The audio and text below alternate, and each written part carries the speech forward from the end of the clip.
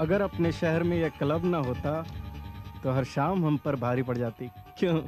बात सही है। अरविंदा, तुम खामोश क्यों हो भाई? अरे मेरा पार्टनर भी तो खामोश है। क्या खेलूं, कुछ समझ में नहीं आ रहा है।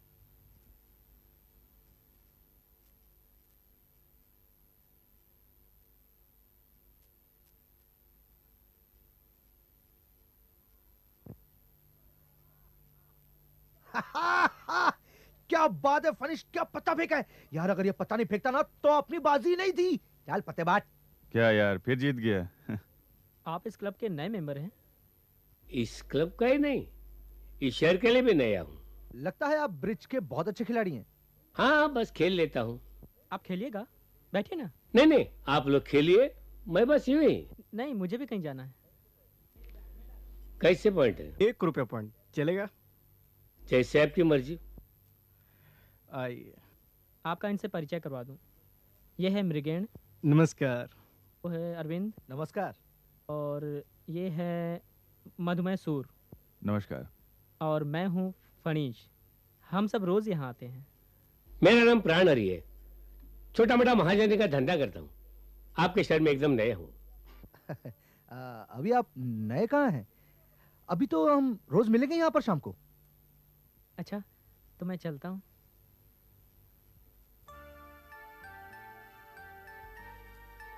अच्छा, तो आप लोग ब्रिज के अलावा दूसरा कोई खेल नहीं खेलते? दूसरा? आपका मतलब दूसरे खेल से? पोकर या रनिंग फ्लैश? नहीं नहीं, जुआ खेलना एकदम मना है। ब्रिज जुआ नहीं है ना। जिसने भी ताश के खेल का आविष्कार किया है, बहुत सोच समझ कर किया है। मतलब? ताश एकांत में और अपनों के बीच खेला जाए तो ज्यादा मजा आता है। हमारे लिए तो यही एक जगह है, और कहाँ जाए? आइए ना आप सब मेरे घर, फ्लैश खेलेंगे। खेल में पैसा ना लगे तो खेल खेल जैसा नहीं लगता। हाँ, बिल्कुल सही कहा आपने। अच्छा, आप रहते कहाँ पर हैं? यही शहर के बाहर पुरानगा माइंस के रास्ते पर मेरा घर है। अच्छा ठीक है, किसी दिन चलेंगे। किसी दिन क्यों, कल ही आइए ना। आइए आइए, मैं आपका ही इंतजार कर रहा था। आप समय के बड़े पाबंद है। आइए। मकान आपका बहुत आलीशान है। हाँ, सजा सजाया मिल गया। बैठिए ना। Thank you. यहाँ अकेले ही रहते हैं? हाँ, अब तो अकेला ही हूँ। कब शादी हुई, कब पत्नी गुजर गई, पता ही नहीं। कटक शहर में रहता था, वहाँ कुछ अच्छा नहीं लगा, इसलिए सब कुछ बेच बाच कर यहाँ चला आया। बस दिन काट रहा हूँ। और खाना पीना? है, एक नौकरानी है, कटक में भी साथ थी, यहाँ ले आया हूँ। अच्छा अच्छा, चलिए पत्ते बांटते हैं। अरे कुछ जलपान तो कीजिए। मोहिनी।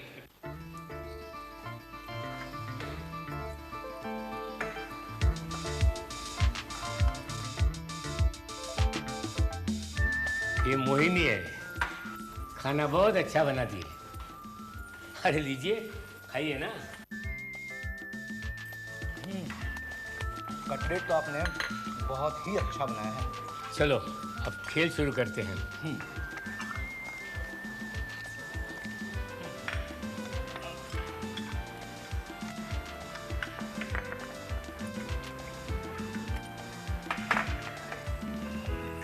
देखिए, पहला राउंड तो कंपलसरी ब्लाइंड होगा। मालूम। हाँ, मालूम।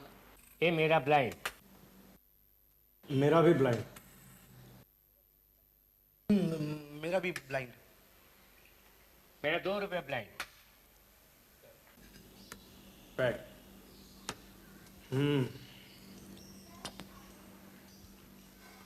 जय लक्ष्मी। पैक है।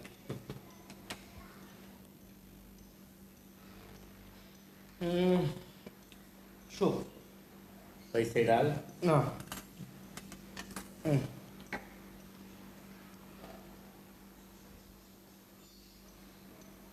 कलर। क्या हुआ? डबल बादशाह।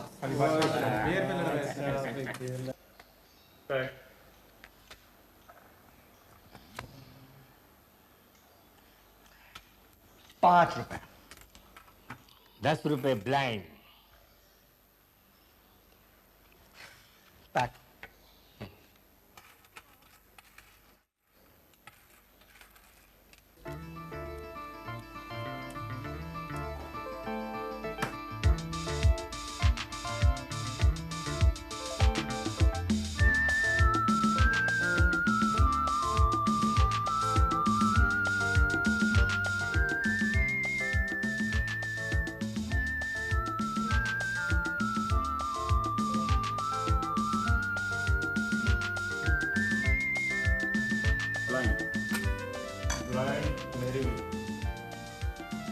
मेरी भी ब्लाइंड है।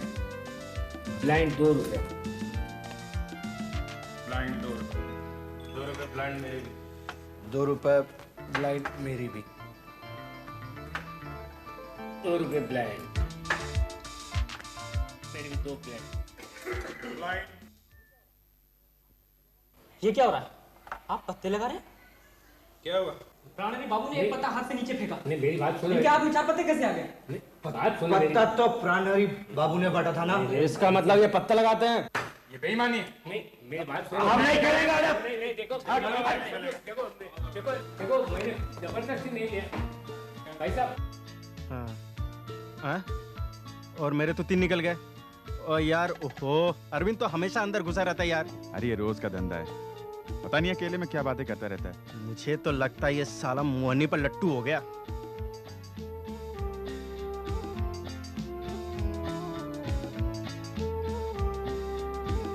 अच्छा आज हम कितना हारे? यार रोज तो 4-5 हजार हार ही जाते हैं। बस हारोगे? प्राण हरी पत्ते जो लगाता है। सॉरी लेट हो गया यार। चलो। क्यों, क्या बात है? बड़े गुस्से में लग रहे हो? चोर है साला। कौन? अरे प्राणहरि और कौन? क्यों, क्या हुआ? रोज मोहिनी को हमारे सामने रखकर हमें बेवकूफ बनाकर पत्ता लगाता है। कुछ ही दिनों में हजारों रुपए लूट लिए उसने। बुड्ढे को सबक सिखाना ही पड़ेगा। चलो चलो। ओ फनिश, तुम लोग यहाँ हो, कमाल हो गया। मैं पूरे क्लब का चक्कर मार आया हूँ। अरे यार आज अपनी टेबल खाली नहीं है। अच्छा, वो बुड्ढा आज भी नहीं आया? 3 दिन हो गए, लगता है वो इस क्लब का रास्ता भूल गया है।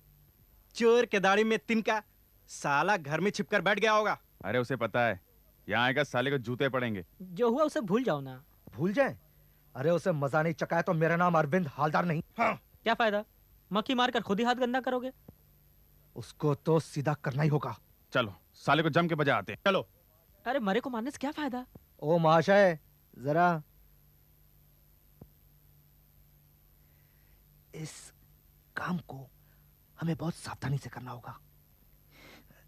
हम चारों के अलावा किसी और को पता नहीं चलना चाहिए। ओके चलो आज ही चलते हैं। लेकिन अपनी गाड़ी से नहीं जाएंगे क्योंकि ड्राइवर को पता चल जाएगा। हम लोग टैक्सी लेकर जाएंगे।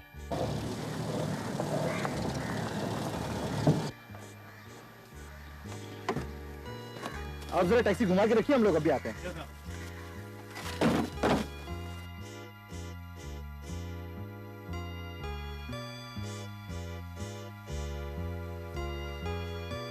अजीब बात है, दरवाजा खुला है और यहाँ पर कोई है भी नहीं।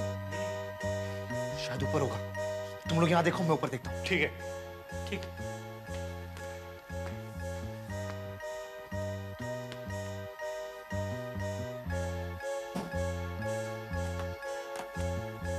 ये बता, ये बुड्ढा कहाँ गया होगा? शायद ऊपर होगा। नहीं, पहले अरविंद को तो आ जाने दो।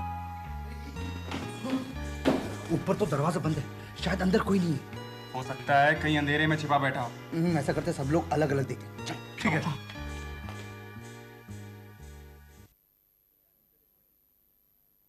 यहाँ नीचे तो कोई नहीं है, मुझे लगता है ऊपर ही शायद छुपा हुआ बैठा है। लेकिन उसे तो मालूम ही नहीं कि हम यहाँ आने वाले हैं। डर तो वो उसी दिन गया था जिस दिन मैंने उसको धमकी दी थी। तो चलो ना फिर ऊपर जाकर देख लेते हैं। फायदा, दरवाजा तो बंद है। अरे एक बार देखने में हर्ज क्या है। चलो हाँ, चलो।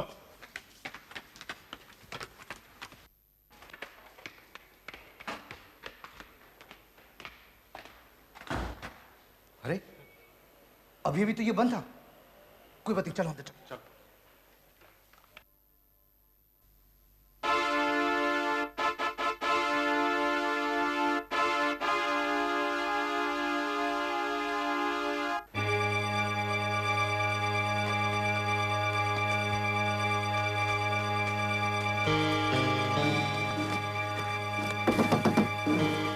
चलो चलो।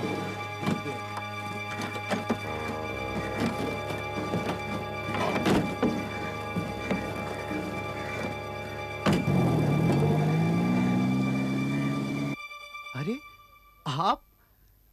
इंस्पेक्टर बराट। हाँ आजकल मैं इस थाने का इंचार्ज हूँ। इसके पहले आपसे एक केस के सिलसिले में मुलाकात हुई थी। निशानत बाबू की मौत, गुलाब कॉलोनी। हाँ बैठिए बैठिए। कहिए यहाँ कैसे आना हुआ? वैसे तो किसी और सिलसिले से आया था, लेकिन खून के मामले में उलझ गया हूँ। बस कुछ ही दिनों पहले यहाँ प्राणहरि पोद्दार नाम एक सज्जन का खून हो गया। ओ, तो खबर आप तक भी पहुंच गई। जिस रात प्राणहरि का खून हुआ उसी रात करीब 10 बजे उलोडोंगा कोलियारी की ओर से एक ट्रक आ रही थी। एक औरत ने बीच रास्ते में खड़े होकर उस ट्रक को रोका। ट्रक के रुकने पर उसने ड्राइवर को बताया कि उसके मालिक का खून हो गया है और उसे थाने में खबर करनी है। ट्रक ड्राइवर की रिपोर्ट पर हम आधे घंटे में घटनास्थल पर पहुंच गए थे। वो औरत मोहिनी थी। जी हाँ। अब वो कहाँ है? उसी मकान में। हमने उससे कहा भी कि तुम अकेली औरत हो, यहां इस वीराने में कहां रहोगी, हम कोई इंतजाम किए देते हैं। उसने मना कर दिया, कहा कि मैं दरवाजा बंद करके रह लूंगी, मुझे डर नहीं लगता। अच्छा, आपको इन चारों लड़कों पर शक कैसे हुआ? मोहिनी ने बताया कि 4 लड़के अक्सर ताश खेलने घर आया करते थे। क्लब से पता चला कि ये वही 4 थे जिनके साथ प्राणहरि अक्सर ताश खेला करते थे। और उन लड़कों के ड्राइवरों ने भी बताया कि अक्सर प्राणहरि के घर ताश खेलने जाया करते थे। तो वारदात की रात यही 4 प्राणहरि के घर गए थे, ये आप किस आधार पर कह रहे हैं? पूछताछ के दौरान उनमें से एक ड्राइवर ने बताया कि ये लोग वारदात की रात में करीब 8 बजे पैदल ही कहीं चल दिए थे और करीब 10 बजे लौटे थे। कहाँ गए थे वो ये नहीं बता पाया। इस शहर में करीब 50 टैक्सियां चलती हैं। थोड़ी मेहनत के बाद हमने उस टैक्सी ड्राइवर को ढूंढ लिया जो इन चारों को लेकर कोलियारी के रास्ते पर प्राणहरि के घर से 100 गज की दूरी पर उन्हें छोड़ आया था। वो टैक्सी छोड़कर चले गए और करीब आधे घंटे में लौट आए थे। मैंने उस टैक्सी ड्राइवर को क्लब में ले जाकर उन चारों की शनाख्त भी करवाई। ये चारों वही थे, मृगेन, मधुमेह, अरविंद और फणीश। सभी एक एक कोयला खदान के मालिक के पुत्र हैं। इन चारों से अलग अलग जिरह करने पर वो लोग ये मान तो गए हैं कि कभी कभी वो प्राणहरि के घर ताश खेलने जाया करते थे, लेकिन जिस रात कत्ल की वारदात हुई उस रात वो लोग वहां गए थे ये मानने को बिल्कुल तैयार नहीं है। अब आप ही बताइए मैं क्या करूं। महज एक टैक्सी ड्राइवर के बयान पर मैं इन लोगों के खिलाफ कार्रवाई तो नहीं कर सकता। चारों ने मिलकर हत्या की है ये तो संभव नहीं, क्योंकि चारों की पारिवारिक पृष्ठभूमि जैसी है। उसमें अपराध तो कर सकते हैं लेकिन एकांत में, मिलकर नहीं। आप ठीक कहते हैं। अरविंद हालदार का बड़ा भाई गोविंद हालदार मुझे 5,000 की घूस देने आया था। अच्छा, बड़ा ही धूर्त और चालाक आदमी है। मुझे इशारे में कह रहा था कि अगर मैं ये केस दबा दूं तो मुझे 5,000 और दे। अच्छा इंस्पेक्टर बराट, मैं प्राणहरि के घर जाना चाहता हूं और ये मोहिनी से मिलना चाहता हूं। हाँ जरूर, आज ही चलिए।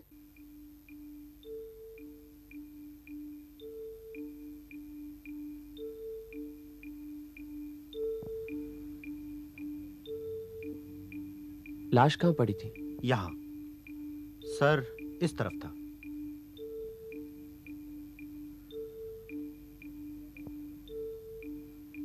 ज्यादा खून के निशान तो नहीं दिख रहे। बुड्ढे के शरीर में खून था ही कहां। वैसे भी अक्सर सर पर चोट लगने से ज्यादा खून नहीं बहता। कोई हथियार मिला जिससे वार किया गया? जी नहीं, पूरे मकान में ऐसी कोई चीज नहीं मिली जिसे हथियार कहा जा सके। इन अलमारियों को तो खोलकर देखा होगा, कुछ मिला? हाँ, हिसाब किताब के बही खाते और नकद 10,000 रुपए। 10,000 रुपए नकद? हाँ, महाजनी का धंधा करते थे, शायद पैसे घर पर ही रखते होंगे। बैंक में कुछ रुपए हैं? हाँ हैं, वो भी कम नहीं, पूरे 1.5 लाख। 1.5 लाख? उनका यहाँ पर कोई दफ्तर या ऑफिस है क्या? दफ्तर के नाम पे एक छोटा सा कमरा था और उसमें 2-4 बही खाते, लेकिन उसकी हालत देखकर यह लगता था कि महाजनी का धंधा ठीक नहीं चल रहा है। महाजनी का धंधा ठीक से नहीं चल रहा था और बैंक में 1.5 लाख रुपए और घर पे 10,000 नगद। वो क्या दरवाजा है? हाँ, दरवाजा है। इसका मतलब इस कमरे में आने के 2 रास्ते हैं। जब आप यहाँ पहली बार आए तो क्या ये दोनों दरवाजे बंद थे? जी नहीं, वो दरवाजा बंद था, ये सामने वाला खुला था। मैं नीचे रसोई से लगे कमरे में सोती हूँ और वो ऊपर के कमरे में। उस दिन चाय पीने के बाद वो ऊपर चले गए और मैं नीचे खाना बनाने लगी। शाम को वो खाना खाने के लिए नीचे उतरा करते थे, परंतु उस दिन नहीं आए। बहुत इंतज़ार करने के बाद जब मैं ऊपर पहुंची तो नीचे फर्श पर मालिक की लाश पड़ी थी। तुम क्या अक्सर ऊपर वाले कमरे में जाती थी? साफ सफाई के लिए तो जाना ही पड़ता था। यहाँ जो लड़के ताश खेलते थे वो कहाँ बैठकर खेलते थे? इसी टेबल पर। प्राणहरि बाबू के पास तुम कितने दिनों से काम कर रही हो? 2 साल से ज्यादा। जब वो कटक में थे क्या तुम उनके साथ थी? जी हाँ। उनके कोई रिश्तेदार है? जी मुझे मालूम नहीं, मैंने कभी किसी को देखा ही नहीं। प्राणहरि बाबू आदमी कैसे थे? जी वो मेरे मालिक थे। मालिक की बुराई नहीं करनी चाहिए, आप खुद ही समझ लीजिए। कोई बुरी आदत थी? जी नहीं, सिर्फ ताश खेलने का नशा था। अकेले बैठे बैठे ही ताश खेला करते थे। प्राणहरि बाबू का तो खून हो गया है, तो तुम यहाँ अकेली क्या कर रही हो? कहाँ जाऊँ, इस शहर में मेरा और कोई नहीं है। तो वापस अपने गांव क्यों नहीं लौट जाती? हाँ जाऊंगी, पर साहब ने हुक्म दिया जब तक खून का मामला सुलझ न जाए तब तक मैं कहीं नहीं जाऊंगी। तुम्हारा गांव में कौन कौन है? बूढ़े माँ और बाप। तुम्हारा पति? तुम्हारी तो शादी हुई है ना? हाँ। तो पति कहाँ है तुम्हारा? वो घर छोड़कर चले गए, लौटकर फिर नहीं आए। कब? करीब 3 साल हो गए। क्या काम करता था?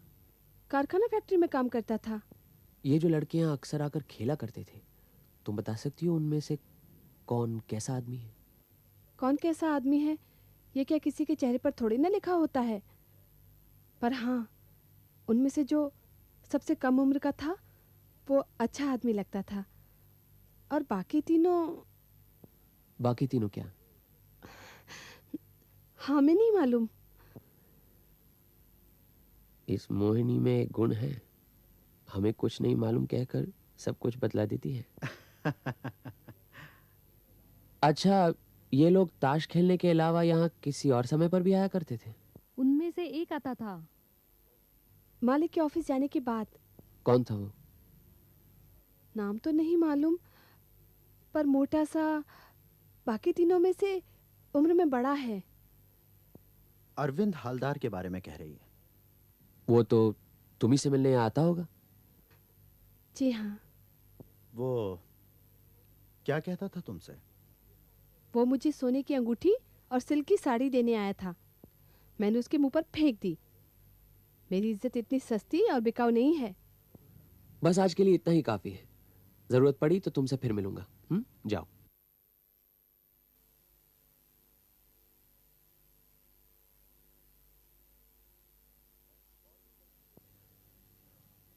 और भी कई चीजें जाननी है। हाँ हाँ पूछिए। अच्छा ये बतलाइए कि सर पर चोट लगने के अलावा शरीर पर चोट के और कोई निशान थे? नहीं। मृत्यु क्या एक ही वार में हुई थी? जी हाँ, वार सर के दाहिने हिस्से में हुआ था। हथियार किस तरह का था? ये कहना जरा मुश्किल है, पर हथियार जरूर लंबा और भारी था। कटारी की तरह धार वाला भी नहीं और मोटा भी नहीं, पर कटारी के ऊपरी हिस्सा से वार करने पर ऐसा हो सकता है। रसोई में इस्तेमाल होने वाला चिमटा या कुछ और? नहीं। बड़ी सी टॉर्च? नहीं, उससे भी किसी भारी चीज का इस्तेमाल किया गया है। अच्छा, वार सामने से हुआ था या पीछे से? सामने से। माथे से लेकर सिर के बीच तक की हड्डी टूटी है, पीछे की हड्डी को कुछ नहीं हुआ। वार पीछे से किया गया हो, यह बात क्या जरा भी संभव नहीं? संभव है, अगर आदमी की लंबाई 10 फुट से ज्यादा हो।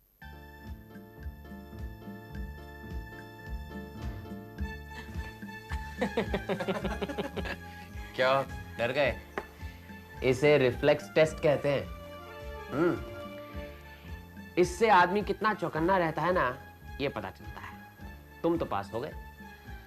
कुछ पता चला? इस केस को ध्यान में रखते हुए 3 बातें सामने आती हैं। एक तो ये कि हत्यारे को पैसे का लोभ नहीं था। मतलब कि हत्या पैसों की वजह से नहीं की गई थी। संदूक में पड़े हुए नगद 10,000 इस बात का सबूत है। दूसरा ये कि हत्यारा बड़े ही ठंडे दिमाग का आदमी था। और तीसरी बात यह कि मोहिनी जैसी लड़की के लिए तो कोई भी खून कर सकता है। आप बहुत देर से बही खातों में उलझे हुए हैं। मैं आपकी मदद करूं? इसमें तो सिर्फ पिछले 1.5 साल के हिसाब किताब वगैरह लिखे हुए हैं जब से प्राणहरि यहाँ है। लेकिन एक बात मेरी समझ में नहीं आ रही। क्या? ये खर्चे वाले कॉलम में पैसे पैसे का हिसाब लिखा हुआ है, लेकिन जमा वाले कॉलम में 35 रुपए टैक्सी। तो प्राणहरि रोज सवेरे अपने घर से ऑफिस टैक्सी में जाते थे, तो फिर टैक्सी के पैसे खर्चा वाले कॉलम में न लिखकर जमा वाले कॉलम में क्यों? यही है भुवनेश्वर दास, टैक्सी ड्राइवर, जिसने उन 4 लड़कों को प्राणहरि के घर पहुंचाया था। शायद इसे मालूम हो प्राणहरि को रोज कौन टैक्सी देता था। अच्छा, तुम क्या पहले आर्मी में थे? जी हाँ। सिपाही? जी नहीं, ट्रक ड्राइवर। तो टैक्सी कब से चलाते हो? 3 साल से। 3 साल से यहीं टैक्सी चला रहे हो? जी नहीं, यहाँ 1.5 साल से चला रहा हूँ। उससे पहले कलकत्ता में था। कहाँ के रहने वाले हो? जिला मेदिनीपुर, ग्राम भगवानपुर। और यहाँ कहाँ रहते हो? कहीं नहीं, टैक्सी में चलता हूँ। टैक्सी आपकी खुद की है? जी हाँ। अच्छा, उस रात उन चारों को आपने प्राणहरि के घर पर ही छोड़ा था? घर नहीं, घर से दूर कहीं सड़क पर उतरे थे। तो आपस में क्या बातें हो रही थी? आपने कुछ सुना? दबी जुबान में कुछ बातें कर रहे थे, पर मैंने सुनने की कोशिश नहीं की। शायद किसी लड़की के बारे में बात कर रहे थे। अच्छा, जब वो टैक्सी से उतरे तो क्या उनके हाथ में किसी प्रकार के हथियार थे? जी हाँ, एक के हाथ में छड़ी थी। और बाकियों के हाथ में और कुछ था? जी नहीं, कह नहीं सकता। आप यहाँ के सभी टैक्सी ड्राइवरों को अच्छी तरह जानते हैं? सभी एक दूसरे को जानते हैं, पर मैंने जान पहचान बढ़ाई नहीं। अच्छा, एक बात बताइए, जिस टैक्सी में प्राणहरि रोज दफ्तर आते जाते थे, क्या उस टैक्सी के ड्राइवर को पहचानते हो? मेरी टैक्सी में आते जाते थे। पर तूने मुझे अब तक बतलाया नहीं। आपने कहीं पूछा ही नहीं। जहां तक मेरा अनुभव है, हर टैक्सी ड्राइवर उतना ही बोलता है जितना जरूरी हो। हाँ, अगर भाड़े में ऊंच नीच हो जाए तो बात दूसरी है। तुम जाओ। अच्छा। आपकी समस्या हल हुई? कुछ हद तक। ये कह रहा था प्राणहरि बाबू बड़े सज्जन आदमी थे, लेकिन जो प्रमाण मिले हैं उनसे तो यही साबित होता है कि सज्जन बिल्कुल नहीं थे, बल्कि बड़े पेचीदा किस्म के आदमी थे। शायद इसे पैसे समय पर मिल रहे थे, इसलिए उन्हें सज्जन कह रहा है। लेकिन उन पैसों का हिसाब जमा खाते में क्यों नहीं है? यह बात कुछ कुछ स्पष्ट हो रही है। कैसे? प्राणहरि बाबू किसी को ब्लैकमेल कर रहा था और उसके बदले में उसे हर महीने 70 रुपए मिल रहे थे। इसीलिए टैक्सी पर 35 रुपए खर्च होने पर भी 35 रुपए टैक्सी के नाम पर जमा हो रहे थे। अब जैसे वो ब्लैकमेल कर रहा था, उसका नाम तो लिख नहीं पाता, इसलिए पैसे टैक्सी के नाम पर जमा हो रहे थे।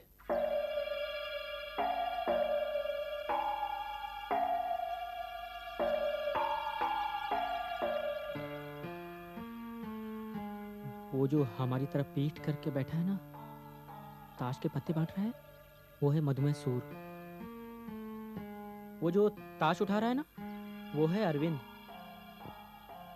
बाहर मृगेन को टेनिस खेलते देख ही लिया आपने।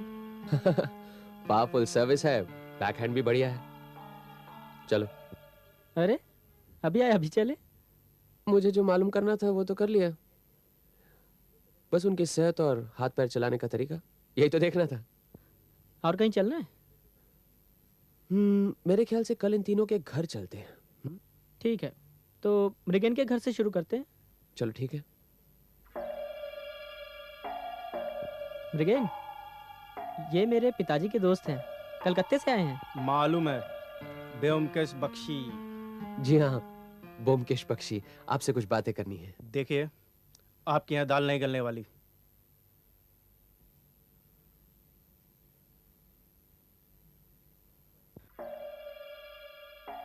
बंद कर जरा। माफ करना मधुभाई बाबू, बेवक्त आपके यहाँ आधम के। मेरी समझ में ये नहीं आ रहा कि आप मेरे पास क्यों आए। देखिए, प्राणहरि पोद्दार की मौत के बारे में मुझे कुछ नहीं मालूम। अगर आपसे किसी ने यह कहा हो कि उस रात में उनके घर गया था, तो ये बिल्कुल झूठ है। मैं नहीं गया था। चल बे, दबा। टैक्सी ड्राइवर ने बयान दिया है कि आप भी वहां गए थे। टैक्सी ड्राइवर झूठा है। नमस्ते। अरे आओ फनीश, आओ। अरे कैसा ना हुआ? ये हमारे साथ। हाँ मैं जानता हूँ, आइए बैठिए।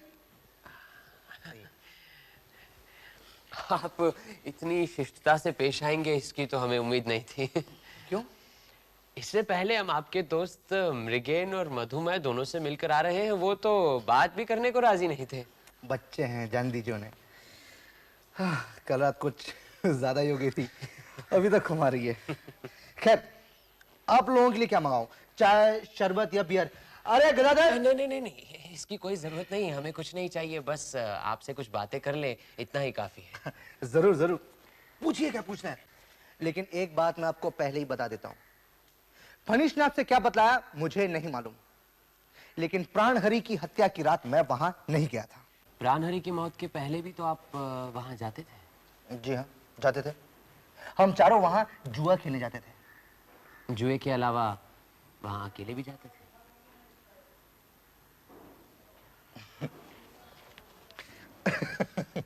वहां एक लड़की काम करती है, मोहिनी, उससे मिलने। अच्छा, लेकिन काम नहीं बना?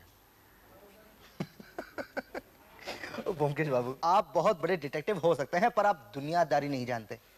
मोहिनी तो एक मामूली नौकरानी है, रुपया फेंकने से क्या कुछ नहीं मिल सकता। कितने पैसे दिए थे? 2000। मोहिनी को 2000 रुपए? क्या नौकरानी के लिए कुछ रकम ज्यादा नहीं है? मोहिनी को नहीं, उसके दलाल को दिए थे, बुढ़े प्राणहरि को। कैसा आदमी था? नीच, कमीना, दगाबाज।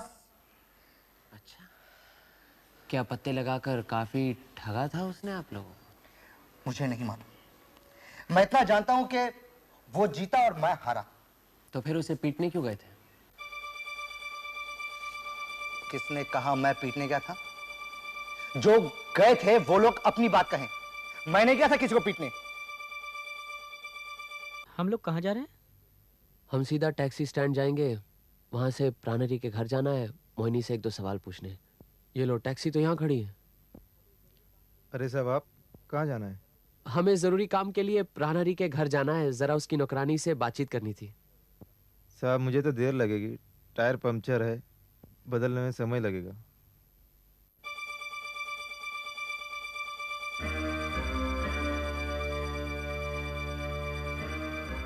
एक और टैक्सी आ गई, आइए। फनीस, हाँ? 15 और 35 कितने होते हैं? 50 क्यों? ठीक है, तुम जाओ जाओ, तुम जाओ। अरे ब्योमकेश बाबू, आइए आइए। क्या बात है, आज तो बड़े खुश नजर आ रहे हैं। बस सब मिल गया। मिल गया? क्या मिल गया? प्राणहरि बाबू का अकाउंट किस बैंक में है? अब सेंट्रल बैंक में। क्यों? इसका मतलब वहां पर सेफ डिपॉजिट वॉल्ट भी होगा। उसे खुलवाकर जो कागजात है फौरन मेरे पास ले आइए। बस यही कहने आया था, मुझे मोहिनी से जाकर मिलना है। कुछ काम है बाबू? तुम यही हो? अब तक गई नहीं? क्या करूं, पुलिस ने अभी तक छोड़ा ही नहीं। अपने घर वालों या पति को खबर दी? नहीं। क्यों? घर वाला कहाँ है मालूम नहीं, और माँ बाप वैसे ही दुखी हैं, ये खबर पाकर और भी दुखी हो जाएंगे। उस रात जब तुम प्राणहरि को ऊपर से बुलाने गई तो क्या पीछे का दरवाजा खुला था या बंद? बंद था। कहीं ऐसा तो नहीं कि दरवाजा खुला था और तुम ही ने बंद किया? जी नहीं।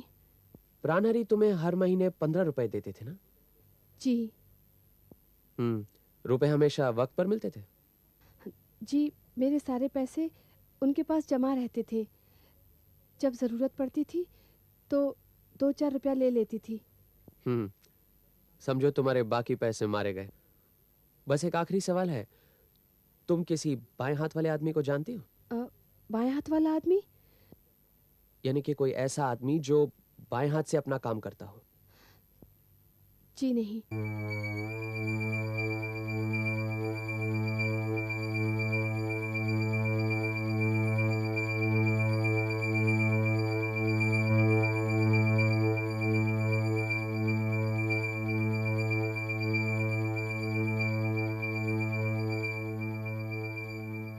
ये रहा तुम्हारा आसामी, कानूनी भाषा में दलील लिखी गई है।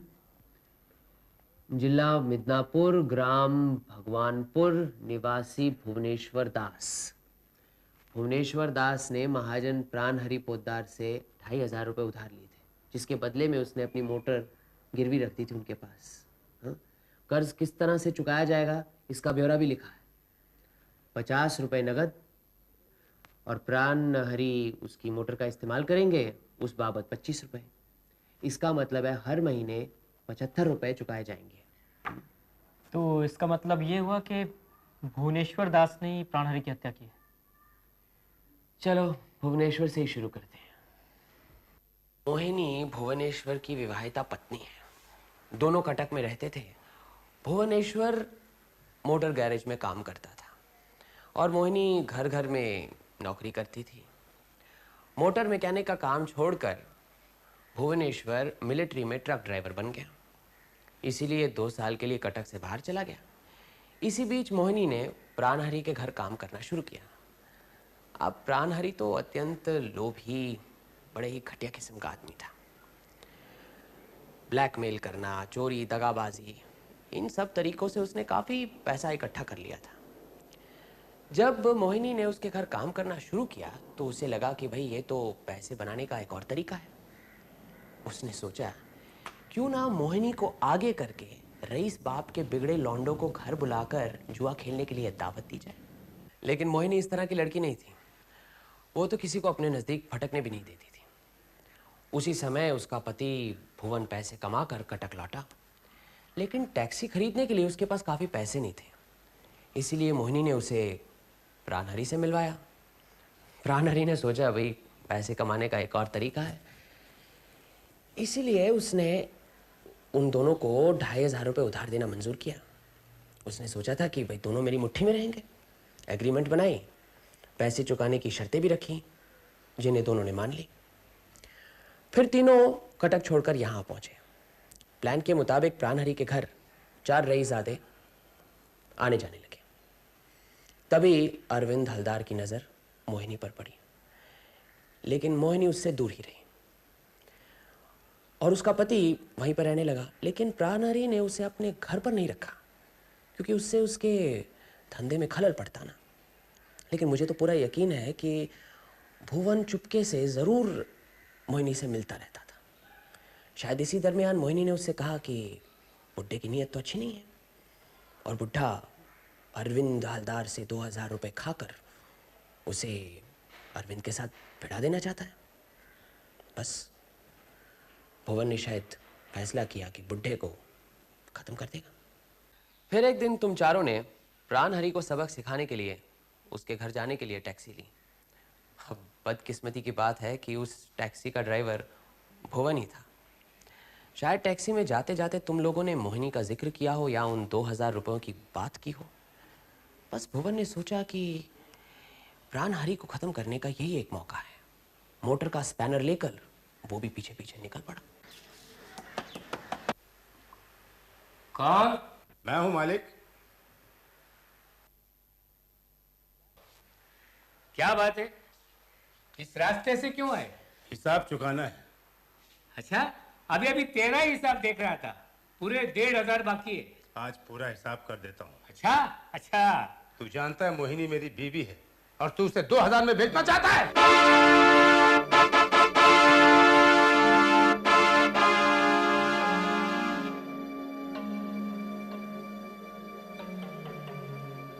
तो चलो ना फिर ऊपर जाकर देख लेते हैं। फायदा, दरवाजा तो बंद है। अरे एक बार देखने में हर्ज क्या है? हाँ, चलो।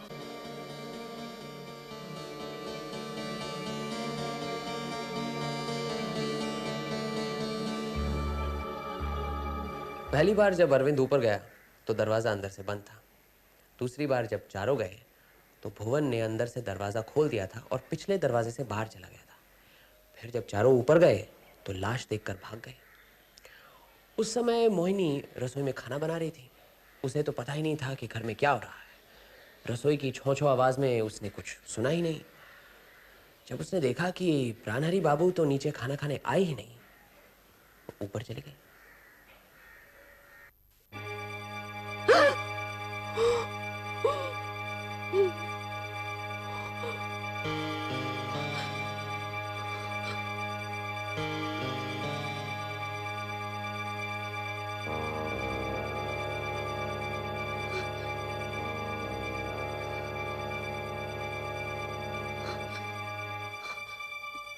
पोस्टमार्टम की रिपोर्ट और डॉक्टर के बयान से यह मालूम पड़ता है कि प्राणहरि का हत्यारा बाएं हाथ से काम करने वाला कोई आदमी है। अब प्राणहरि के माथे के दाहिने हिस्से पर चोट लगी थी, इसीलिए उसे मारने वाला जरूर बाएं हाथ चलाने वाला आदमी होना चाहिए। मृगेन जो टेनिस खेलता है दाहिने हाथ से खेलता है। अरविंद और मधुमेह भी दाहिने हाथ से ताश खेल रहे थे।